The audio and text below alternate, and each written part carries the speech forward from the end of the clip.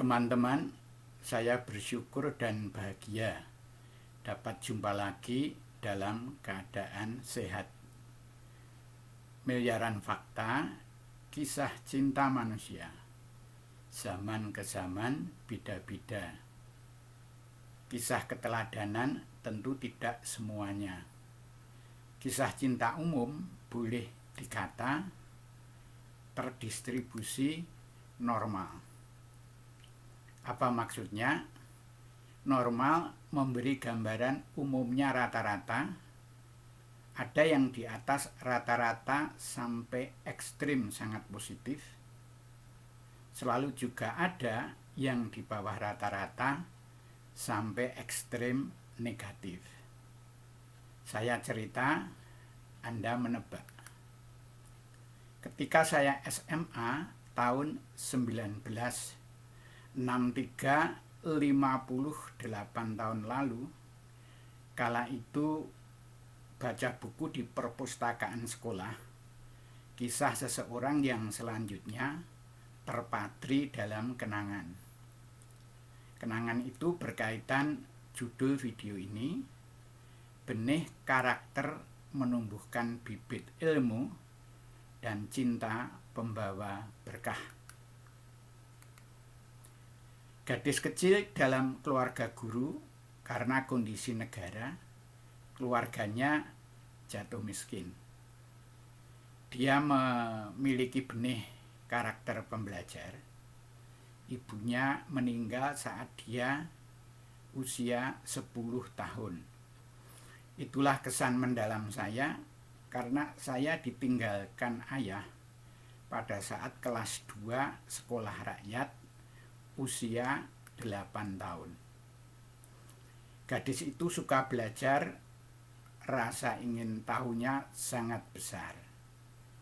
Dorongan belajar bukan karena ingin menjadi seperti siapa, namun betul-betul ingin tahu tentang sesuatu. Lingkungan keluarga telah membentuknya menjadi pembelajar bidang kesukaannya. Banyak rintangan dalam proses belajarnya, karena perempuan di negaranya saat itu tidak boleh bersekolah, seperti cerita di Jawa pada zamannya Raden Ajeng Kartini. Dia dengan dukungan ayahnya belajar mandiri, walaupun sembunyi-sembunyi dari pengawasan penguasa. Usia 24 tahun, barulah dia punya peluang belajar ke sebuah universitas negara lain. Di universitas, tantangan finansial datang lagi. Untunglah dia tabah dan ulet. Saat saya SMA terkesan pada cerita itu, di sisi lain saya kagum juga kepada tokoh-tokoh negara, bupati, presiden, dan pejabat-pejabat. Saat lulus SMA, saya bimbang akan bekerja atau melanjutkan pendidikan. Orang tua membebaskan. Cerita lengkapnya panjang, ringkasnya terpengaruh oleh ibu teman SMA, lalu memilih mendaftar kuliah di UGM.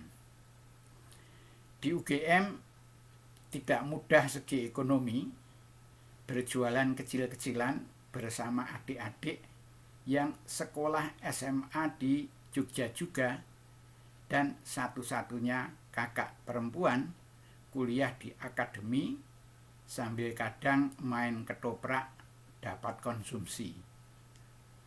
Ada keanehan, saya sering ingat cerita gadis dalam bacaan yang baru mulai kuliah pada usia 24 tahun.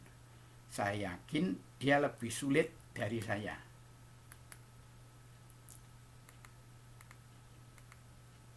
Gadis itu di universitas belajar dengan semangat, kekurangan biaya hidup sehari-hari, menyebabkan makannya kurang gizi, kesehatannya sering terganggu.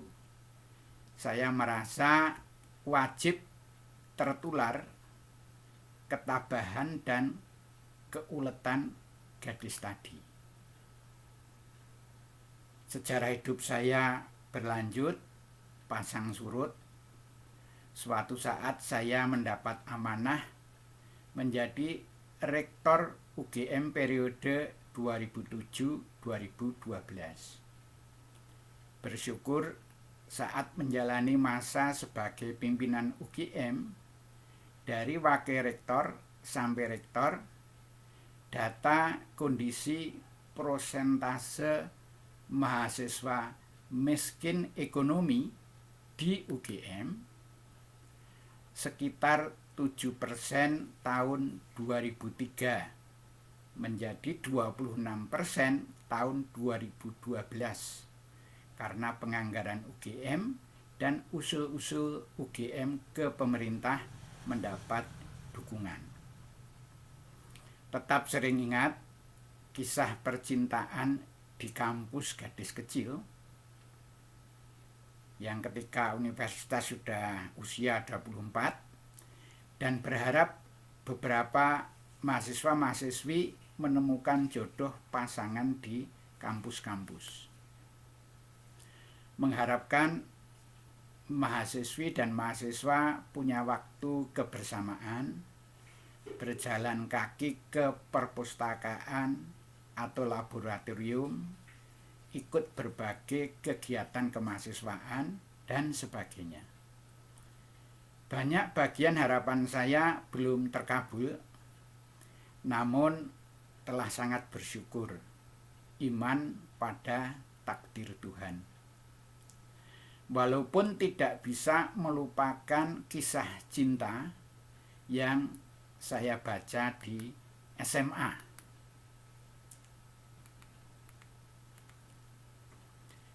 Selalu punya harapan di kampus-kampus Indonesia, sejumlah mahasiswa menemukan pasangan yang meyakini bahwa setiap orang terlahir jenius atas keadilan Tuhan.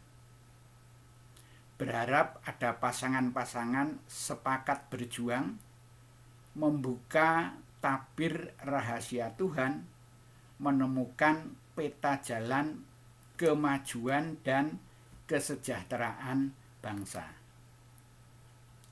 Ingin ada makin banyak pasangan, merancang sejak di kampus cara menjadi solusi harmoni antara kepentingan pribadi dan kepentingan bangsa dalam pilihan profesi masing-masing.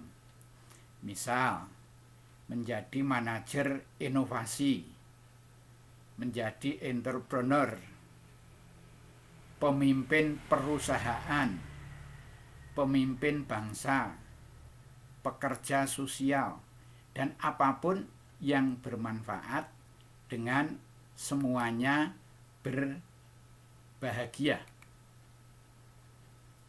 Kembali kepada cerita di depan, gadis usia 24 tahun baru masuk universitas. Sebagian penonton video pasti telah benar menebak nama dia adalah Marie Curie. Seorang dosen bernama Pierre mendekati Marie karena jatuh cinta yang bukan sebatas asmara. Mereka saling setuju menikah pada tahun 1895 setelah Marie Curie, si gadis Polandia, mulai kuliah tahun 1891 di Universitas Sorbonne. Satu awal manis, sejarah besar bidang sains telah berproses. Marie dan Pierre bekerja sama. Pada saatnya Mary mencapai prestasi anugerah Nobel di bidang fisika pada tahun 1903. Satu tonggak baru sejarah di bidang sains. Suami Mary meninggal dunia lebih duluan. Mary melanjutkan kegigihan meneliti dan memperoleh penghargaan Nobel kedua dalam bidang kimia pada tahun 1911. Itulah salah satu kisah cinta pemberi inspirasi, ketabahan, keuletan, prihatin, dan panggilan hidup dari Tuhan. Pasti banyak teman telah menelusuri kisah cinta Marie Curie di internet. Salah satu fakta keadilan Tuhan kepada manusia, semuanya potensi jenius. Lalu bagaimana? Di Indonesia pada waktunya akan ada sejumlah mahasiswa menemukan cinta dan perjodohan di kampus. Lalu kontribusi penting bagi bangsa pada profesi apapun juga. Berdasar karakter terpujinya, mereka mendapat panggilan Tuhan. Pasangan itu akan tercatat dalam sejarah dengan tinta emas, dibaca penerusnya dan menghadirkan inspirasi bermanfaat.